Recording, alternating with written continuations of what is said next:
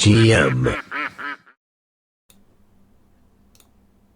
Hi guys, and well, we are gonna do a long play video. Hopefully I'll be able to play a game, find someone to play. I'll go through my thoughts as I usually do, so we'll get to that shortly. But first of all, I wanted to answer this question here, which I left in one of my previous YouTube videos. So this was the question I left you with, and it was from this book, The Chess Mysteries of the Arabian Nights.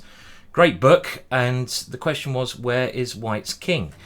So this is a plausible position, but where is the White king? And the White king can only be on one possible square here. So have a think about it now if you're not sure.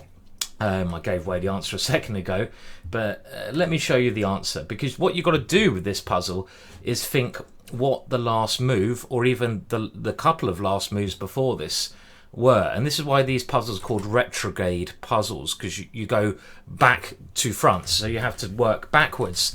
Hence they have this Sherlock Holmes sort of I should say similarity. So in this position, well, the king is on c3, because the only possible solution is, if we go back, is that we had this position and black has just played bishop to d5 check, and white has answered that with pawn to c4, and then the important move on pass on. Pawn takes c4. Oh, I hope that pawn can go. Yes, it goes. And now, after pawn takes c4, double check. White answers that with king takes c3 check. So the answer to the question is, the king has to be on c3. Now, some of you thought the king would be somewhere like a3, but this is impossible, because what was the last move? This is what you should be asking yourself. If the king's on a3, the black king is in check, so if we think logically, it has to be black's move here. So what was white's last move in this position? Just thinking logically. And there is no possible last move that white could have done, because this bishop is checking the king, so the bishop must have moved there to give check, but it couldn't have moved from anywhere except for b3 or c2. But if it did move from one of these two squares, the black king would have been in check before, impossible position. And another thing you've got to ask is, well, maybe the king could have moved from b3 to a3, but then you've got to think even more further back, one more move back. Well, hang on a minute, then how come the white king is in check from the rook and the bishop in this position? It's impossible again. The white king, what was the last move here? So you've got to keep working backwards until you deduce all the possible scenarios. And I think it should be clear to see here that this position here is impossible to get in a real game, because what was black's last move? It has to be white's move here, meaning black's last move was played before, because the white king is in check, but there's no possible last black move that could have been played here. Impossible position. So I quite like that one. I think it's an interesting little puzzle to keep your mind working. And we're now going to go on to my standard long play video. So I'm just going to make some changes, make it a bit easier for me to try to get a game, and hopefully we won't have to wait too long in order to find an opponent to play. So yeah, so I don't know. I mean, those books, this book here, should I say, and I think the other one's The Chess Mysteries of Sherlock Holmes or something like that, or Sherlock Holmes. It's got Sherlock Holmes in the title. But these books, they're not like your normal chess books, but they get the mind thinking in a nice, interesting, and abstract way. So they're totally unique books. And if you did like that last puzzle, going by this book or the Sherlock Holmes one, the Sherlock Holmes one, some of the puzzles really tough. I mean, I really struggled to solve them. I don't know if you necessarily have to be a particularly strong chess player to find the answer, but it probably does help in some way. Some of them you have to go back like 20 moves, so they're quite amazing, because you can see in that last one there's a couple of moves, but I think it's good for the mind, isn't it? Stuff like this. Other things you may be interested in while I wait for this game. We have a game now. I'm aiming to stream. I'm aiming to stream Wednesday, which is today. No, it's Thursday today. What am I talking about? Thursday and Friday. Cool, I get my days mixed up. So I'll try to stream today and tomorrow if you have a chance to catch them, and probably Saturday as well. So the next 3 days. Okay, so I'm gonna just stick. You know, I've always said the best way to improve at chess, and I try to take these long play videos quite seriously. Well, this is interesting. We have a London system. And I think the best way to improve in chess is to stick to the same opening, guys. If you're trying to get better, don't keep swapping openings. Pick one opening you like, hence why I'm going to continue with the Dutch here, which was the emphasis of my last video. But the more you can really understand about one opening, obviously the better you'll get at it. So this is my first sort of advice I give to people. And one of the common questions I have been asked recently is what to do against the London system. Now, I think b6 is a perfectly okay way to play, controlling this diagonal. So this is one way we play. Another way that I've been attracted to is playing g6 recently. And I think we had this recently, didn't we, g6? But I don't like playing g6 here because h4 is very, very dangerous. With the idea of moving Harry to destroy my structure. And if I play h6 to meet h5 with g5, then knight e5 is very annoying. So I play d6 first if I want to play the g6 setup. Because the idea of this is that I'm allowed to play g6 next, and then if h4 I can play h6, if h5 I can go g5 and I'm fine, and if for example g6 h4 h6 my opponent can't play the annoying move knight e5 attacking g6. So this is my logic. I mean, you have to be very careful because for example if I go g6 h4 and I play bishop g7, h5 is a very dangerous sacrifice. I mean, I can go knight takes, but then my opponent can go rook takes knight, pawn takes, and then some knight move with the queen coming down here, and I don't like that. So I'd rather avoid this idea or meet h5 with g5.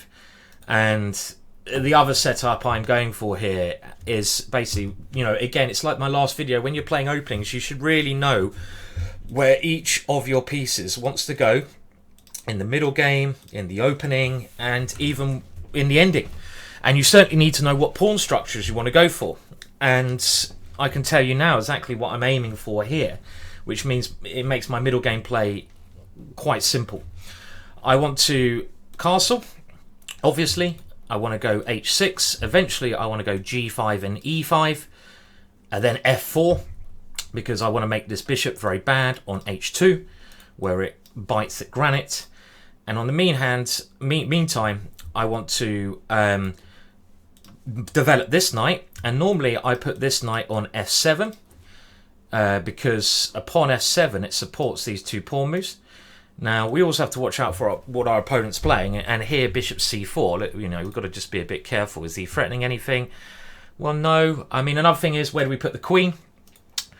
I mean, if I go knight c6 now, there's nothing wrong with that move. You also have to watch out for d5. You know, be careful. I mean, normally you want to meet d5 with knight d8 minimum. So if he takes on e6, the knight can come to e6. But I'm just going to support this move in case he has queen b3 and put my queen on what I think is the best square, because this will later on connect the rooks and it will help me play e5. Remember, this is my main push later on. e5 and g5. Later on, these are the two pawn pushes I'm going for. You know, you need to know what pawn structures to aim for when you're playing. And I'm now going to continue with the plan I said before, knight c6. What about the bishop here? Well, the bishop here I don't tend to worry about until later on. And this is a rule for the classical Dutch, the Dutch. The light square bishop can be great, but you don't necessarily need to develop it. I mean, normally, if you can develop it, then b7 is a better square because you put it on a good diagonal. But that's not necessarily true for this position. I want to also be careful of e6. So I'm going to not worry about the bishop now because my other developing moves are very logical. The knight supports e5. I like putting the knight on f7. Maybe my opponent's going to tempt me into playing that. So, I mean, this is a standard idea of my opponent. He's trying to get space over on the queen side. I'm just wondering if I should play a5, b5, then put my knight back here, because it closes up the queen side where my opponent wants to play. And I might even then be able to go b6 and bishop b7 and get all my pieces to their ideal squares. So I'm going to try this one. Looks interesting to me. Don't know if it's correct. You should normally not play on the area of the board where you're weakest. I'm weakest on the queen side here. As I've told you, my plans are in the center and on the king side, but I'm trying to sort of trick him into playing something. Now, actually here, I've just realized he has a very interesting idea, which I would play. I think he should have gone b6 and sacked the pawn there. That would have been very interesting with some pressure. I would have probably gone c6, keep things close. My whole point here is now I want to go b6 because he's trying to play on the queen side. If I can block up all of his pawn breaks on the queen side, it means when I play my two main ideas over here, they're going to become a lot stronger because I've stopped his counterplay. So chess, restrain, push, restrain, push. The only pawn break I really have to be worried about now is c5. But it's going to take him a lot of moves to arrange that one. I mean, he needs to move the bishop, go c4, go c5, and then I have to deal with it. Do I take the pawn? Do I leave the pawn? Do I try to cover the c5 square with more pieces? Or do I counter-strike with a move like e5? So ideally here, what am I aiming for? Well, now I've gone b6. It's logical to put my bishop on b7 because I cover some nice central squares. Good bishop later on.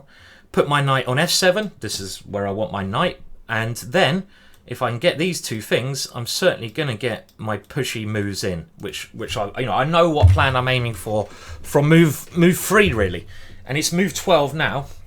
So I think this is what you need to do, and that's why I always say to people: if you play the same openings time and time again, yeah, it can get a bit boring. But if you're serious about getting better at chess in competitions, don't keep swapping openings, and you don't need to play the Dutch guys. The Dutch suits my style and I like it, and I've done this DVD, The Killer Dutch, which I think will help you get a great understanding of the opening. But just stick with it, and when I say it can get a bit boring, it can get a bit repetitive, but chess at the end of the day is a sport as well, and it is about winning. And if you're winning every game, even if it's a bit repetitive, so what? And only when you become a master of the opening do you then need to consider if you want to change openings. Okay, so my opponent now is certainly getting ready to go move the bishop, go c4, c5. So that takes 3 moves to play. So I need to really stop this idea. Now e5, his bishop's quite good, so I might wait until the pawn gets to c4 before I try to break with e5, because then his bishop won't be here. So my knight will come to this square where I like it, f7. It does break, it does sort of break the bishop's strength, but really the main idea is to support e5. This is numero 1 idea here, support the e5 move. And bishop b7 again I can play, but I think there's more urgent things. This is a nice developing move, but my opponent has a very definite plan. He's going to move the bishop somewhere, go c4, c5, and if I can go bishop b7 and play that, but at the moment I don't think it's critical. I want to give myself the option of playing e5. I think this is more critical. The other reason I like my knight here as well is because it supports the d6 pawn, and later on that's very important because his bishop can get very active there. Okay, so here we have my opponent playing queen b3. Now, okay, that sort of makes it a little bit hard. If I go e5, he will take and go knight takes e5. I lose a pawn. But I'm also thinking, what's my opponent trying to do? He has to go c5 in order to make progress here, I think. I don't think anything's going to be achieved without that move. So he has to move his bishop anyway.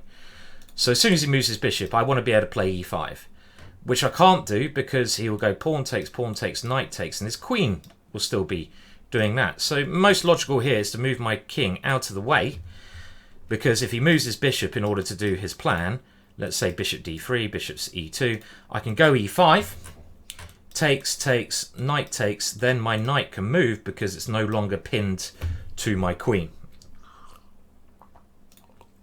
So I think this is okay. Maybe my opponent can go knight g5 here if he wants to be a bit annoying.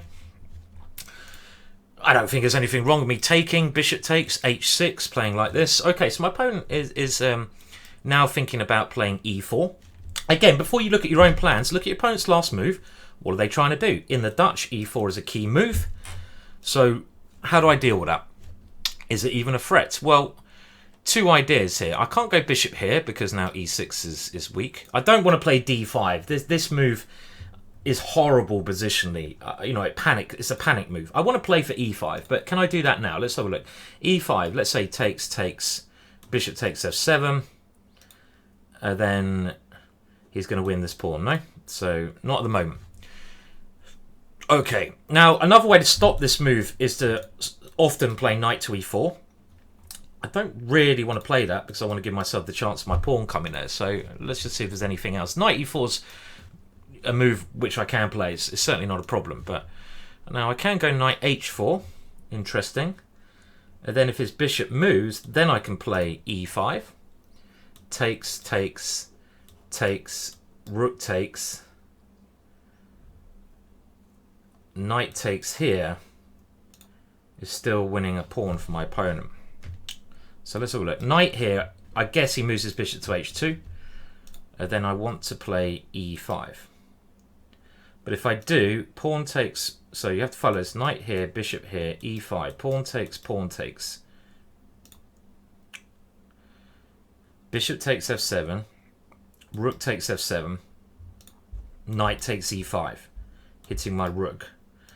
And if I go bishop takes e5, he'd go bishop takes e5 check, queen takes e5, queen takes f7. So I can't do that. So that's not the answer either here. I'm also wondering about some weird knight d5, but that looks like a silly square for my knight. And I have to be willing to sack a pawn there.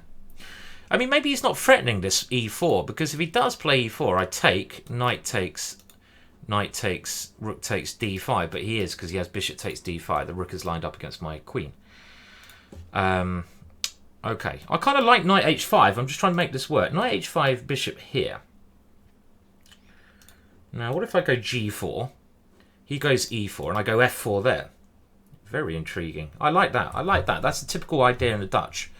And also, I get a bit of play. I now I've developed most of my pieces. It's time to start doing something.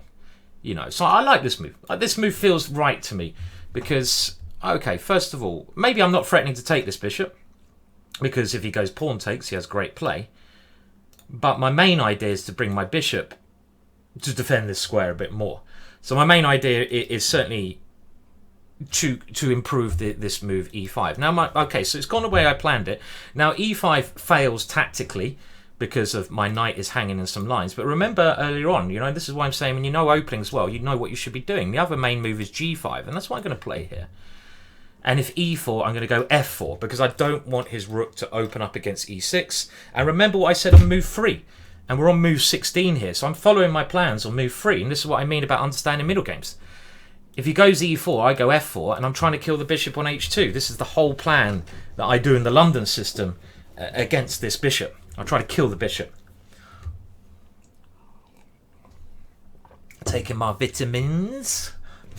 I don't know what vitamins people should take nowadays. I mean, I take fish oil and sort of some vitamin C supplement. I don't know why. It's probably actually a complete waste of time. It'd be much better if I didn't drink so much alcohol and went down to the gym more. But you know, it feels good, I suppose. So I'm going to take them.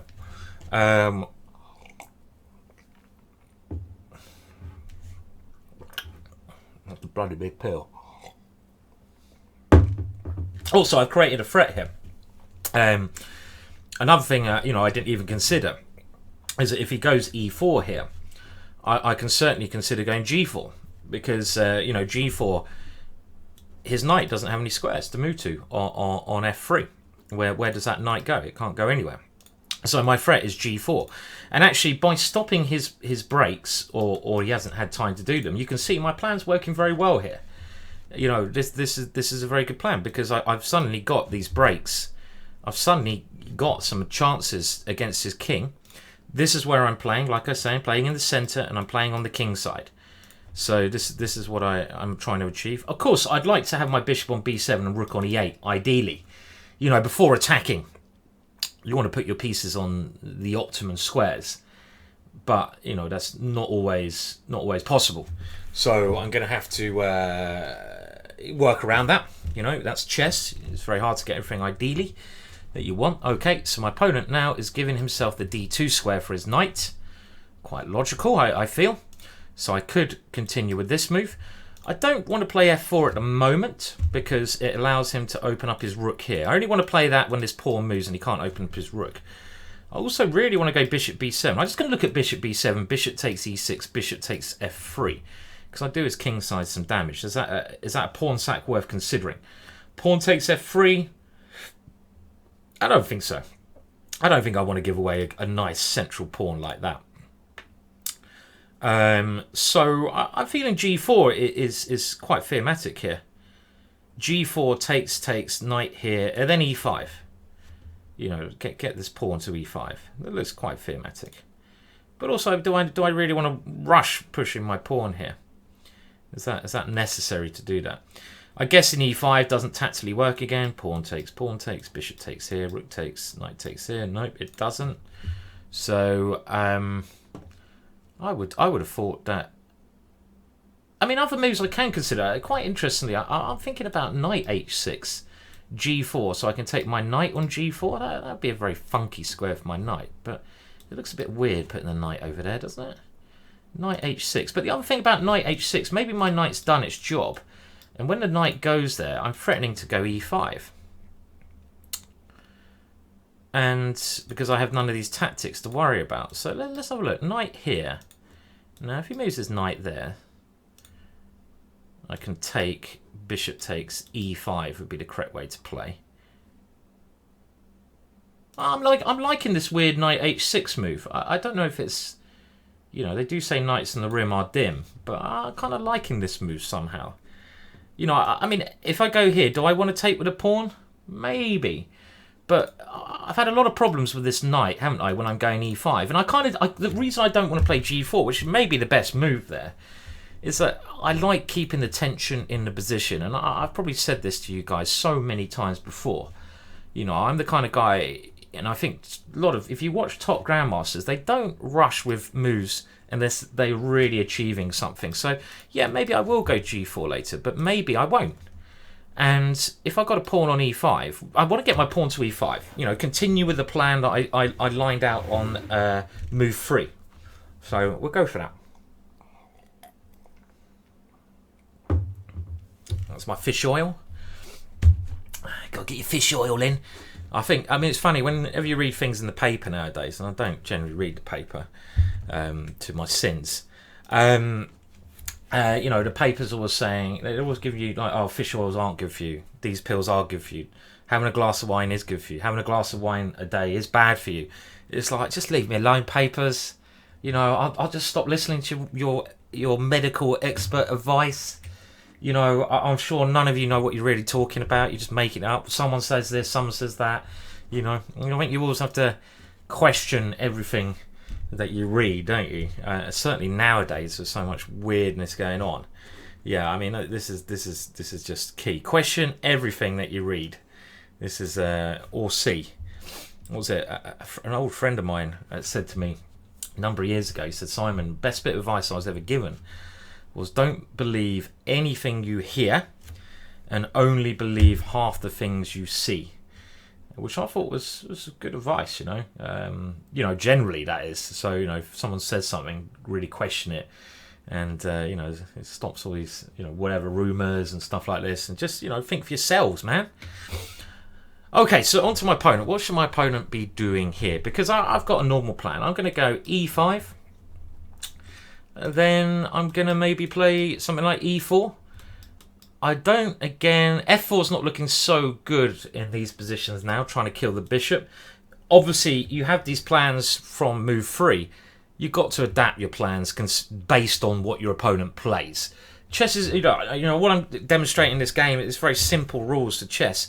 When you're playing openings, know what you want in the middle game and ending, where each piece wants to go, where your pawns want to go, what pawn structures you want, but also, what does your opponent want to do? Where does your opponent want his pawns? What pawn structure does your opponent want? And obviously, now that he's got a rook here, you know, playing this idea of f4 is not as attractive because he's suddenly going to go bang. At the moment, at least. If I can get my pawn to e5 and move my queen, I don't know, like f6, then f4 becomes attractive because if he takes there, I can take my e-pawn. And I kill the bishop, and the bishop is going to be dead for the rest of the game. Okay, so let's have a think now. Now, if I was white, I'd probably go knight g3, just make some exchanges. That to me looks most logical. Knight g3, I'll probably take it. Bishop takes g3. Then I'd probably play e5, because I can. If he puts his bishop here, just rook b8. And I'm coming forwards. You know, I might even be able to put my queen on c5 at some point. This is a position where knights on the rim are not so dim.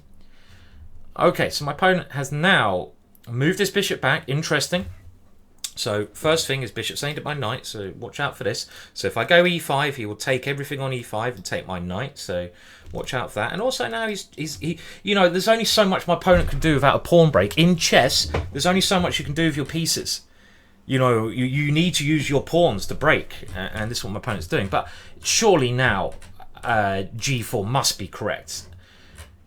For a couple of reasons. G4, I'm blocking the bishop there.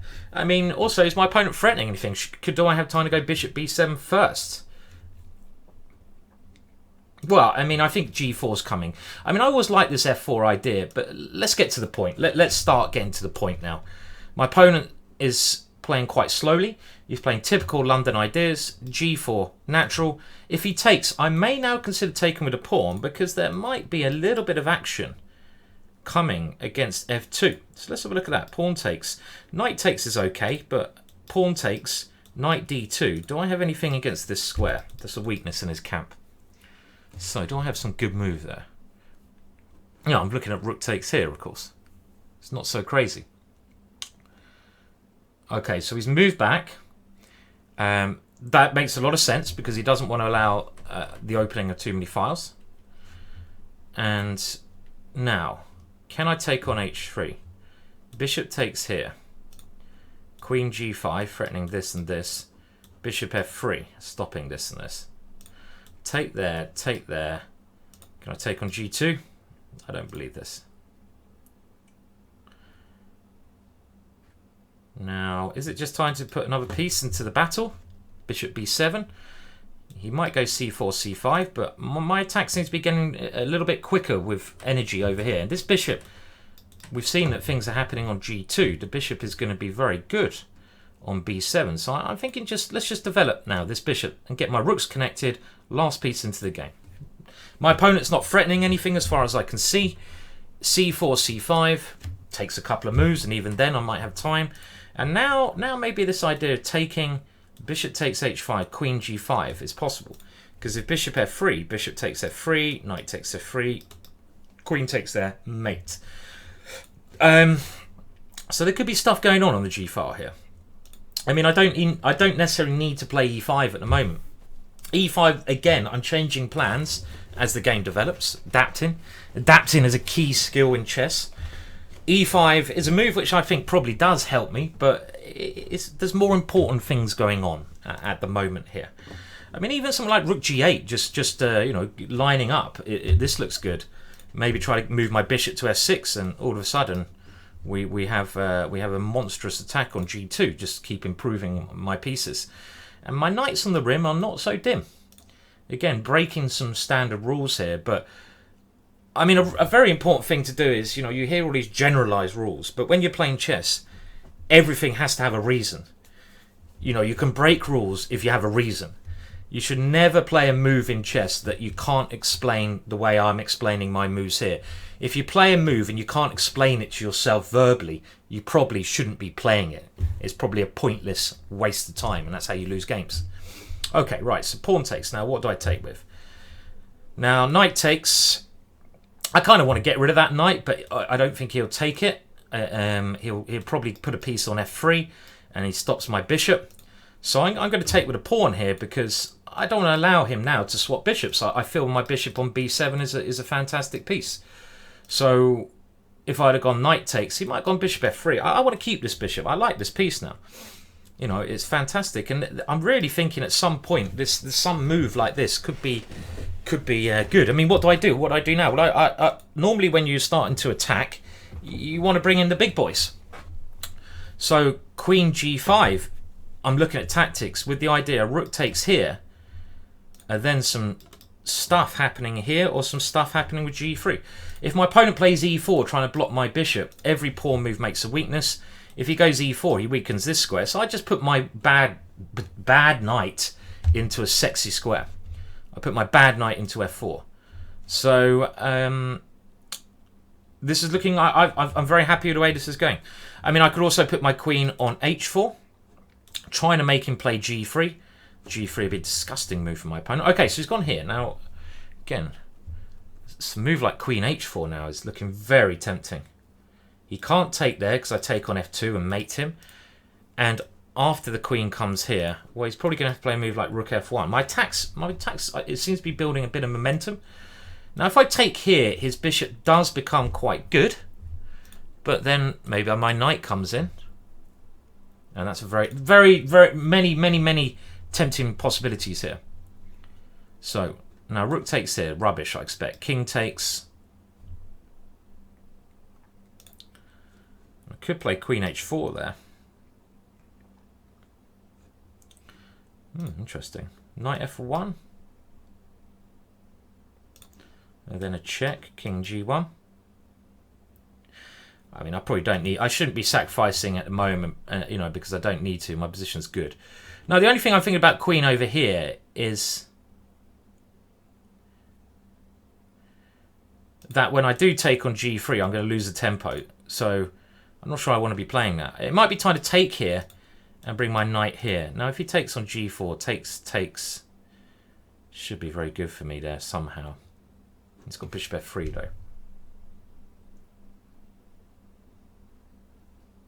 I can go queen here, bishop f3, and sack everything on f3 and take on g3. I think I'm going to do this now because, okay, you know, that knight was a good defender. Queen h4 looked very tempting, but after knight f1, I wasn't sure how it was going to help me. This, you know, again, like I'm saying, my moves have a definite purpose this way. My definite purpose is to bring this knight into the game with some power. Now, my thinking was, if he takes on g4, I hope I calculate this all right. I go knight takes g3, pawn takes g3, queen to g5.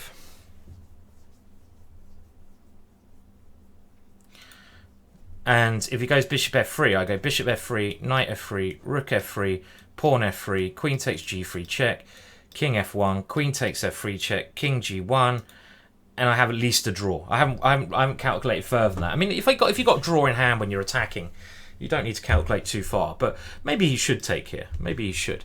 And after knight takes here, pawn takes queen here. Can he play queen takes here? No, because of bishop c8 winning a piece. Can he go bishop takes e6? I very much doubt it, because I'll go queen takes here, threatening mate, and then he goes bishop d5, and then I check him, and my rook comes around here, mating on the h-file. Again, these are all typical attacking patterns, which, you know, when you're playing openings as long as me, you know where the attacks are going to come from. So taking on g4, I think he should play, because my figuring is if he doesn't take there, I'm probably going to have an attack anyway, because I can always go g3, and he won't have any compensation. He should probably be attacked but have an extra pawn. Hence why I think he should take on g4. So let's have a look at this. This is the only thing that I think he should do. I'm not worried about it because I must have initiative. Takes, queen here. What about something like queen d1, trying to hold the bishop in tow? Well, I have h5. Bishop takes here. Queen takes g3, threatening mate again. And then bishop f3. And his position again seems to be crumbling. There I have rook f6. Bishop takes here. Queen f2 check. King h2. Rook h6. Queen h5, rook h5, checkmate. Are you keeping up there? Are you keeping up? Keeping up with the tactics? Tic-tacs. Get those tic-tacs, put those tic-tacs in your pipe. I mean, it's amazing. Obviously, you know, I am a grandmaster, but it's amazing how quickly the top players calculate. You know, the people who are much better than me, the top grandmasters, the speed they calculate is insane. You know, my calculation is pretty good. I mean, not a blitz, I have to admit. I'm much better. This time limit is probably, I think rapid, which is half an hour chess, when I'm playing in tournaments, has been my speciality generally. Because there's enough time to calculate and stuff. But I don't know. Okay, so what's my opponent doing? Well, if he doesn't take the pawn, he has to... If he moves his bishop to h2, I can always play g3 anyway with the same sort of sacrifice. If he goes knight f1, then I get rid of his bishop, and his bishop is a very good piece defending his dark squares. So knight takes, and then my queen comes over here at the right time. And there's going to be a rook f2 or a rook swing around to h6. So I would have thought that is a very uncomfortable position. And he's having a long think now in a very difficult position. A very long think. It'd be annoying if he disconnects now or something, because it's getting to crescendo moment. Explosion moment, as they say in those movies. Okay, so he's taken it. He has to. So we'll continue with the plan that we were thinking of. We'll take the bishop. This bishop was a key defender to his dark squares, and I'll bring the queen in. I'm not going to think too long because we've already analysed this, and it is time to bring the queen in to start targeting the dark squares. I mean, I can bring the bishop in at some point maybe, but I'm relying on the power of this. So now that line maybe I was talking about before, bishop f3, maybe it is a draw. Let's have a look. If it is a draw, it's a draw. Okay, it's been an interesting game, and he would defend it well. I take, knight takes, rook takes, pawn takes. I have at least a perpetual starting with this. King moves. I feel it should be winning. I check him. He's gone for it. So do I have a win here? He's leaving it for me to decide. Maybe I don't. Maybe I have to call it a day. Okay, so I have to take. Now I can play queen takes g3, which is a way to play for a win, but I've got 6 minutes, so I'm going to work out if this is winning now. Takes check, king h1 for example. Queen takes f3 check. If my rook was on f8, it'd be winning. King h2, queen here check, king h1. Let's say I check here. King g2, queen h4 check, king h2. Can't see a win there. Rook f3, pawn takes, check. If he goes king h1 there, I play rook f8, so he doesn't have rook f1 defending. And if queen c2, rook f6, and he can't stop rook h6 mate. So takes, check. King h1, rook here, rook e2. Rook f6, rook h2, queen f3 check. Rook g2, I've got e3, looks good. Takes, check, king f1 is the best defense. Queen f3 check, king g1.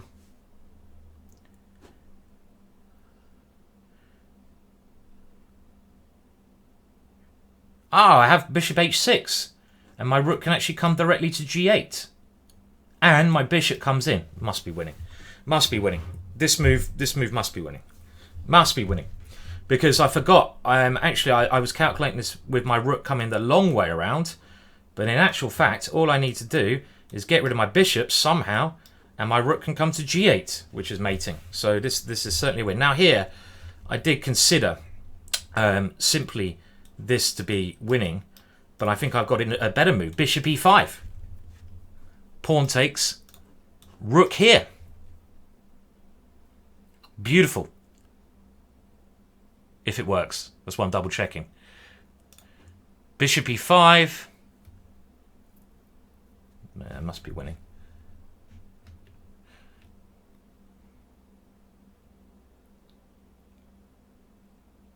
I mean, am I being flash here? Maybe I'm being too flash. I don't need to be flash. Check, king h2, then bishop e5. Takes, rook g8. Just try to keep it simple. Threatening this mate and this mate. Let's do it by checks. If we can do it by checks, it's better. Let's do it by checks. So I'm going to get my bishop into e5 with a check. Pawn takes, rook g8. Threatening mate and threatening mate. Can he stop both of those moves? If rook g8, checkmate. I don't think he will be able to. This is probably a killer now. I'm going to double check because otherwise, it's the end of the game if it works. No, this must be the end of the game. Yeah, this is the end of the game. This one. And because when my rook comes to g8, I'm threatening this mate and this mate. And he can't stop both of these. He has no checks. It's impossible to defend. He can't move here. Rook g8 is checkmate. He has to take my bishop. And I bring my rook into the attack. His king is naked. It's game over. So that was quite smooth, I think. So if you're asking me, what do you play against the London system? How do you play the Dutch against the London system? Voila! Put that in your pipe and learn from it. That is what you do against the London system, basically. You play this line. And I think this game demonstrated all the ideas I've been experimenting with.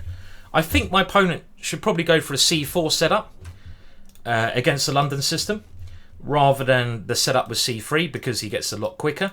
So I don't know, maybe this system I won't believe in a couple of months, but at the moment, as we can see, it's treating me well. So I think we'll stick with, yeah, so that's what you do playing the Dutch against the London system. I might have some more ideas in a couple of months, some different setups, but at the moment, this setup has treated me very well. Thank you for watching this video. I enjoyed that one. Woohoo! It's the vitamin C, boys and girls. Make sure you have your glass of orange juice in the morning. And I'll see you all again soon. I'll be streaming tonight. If you want to catch me then, hopefully I will. Catch you soon. Cheers. Thank you so much for watching this video. Please do subscribe to the channel. It does help me. And please do like the video if you liked it. If you didn't like it, you've hanged around far too long. Bye.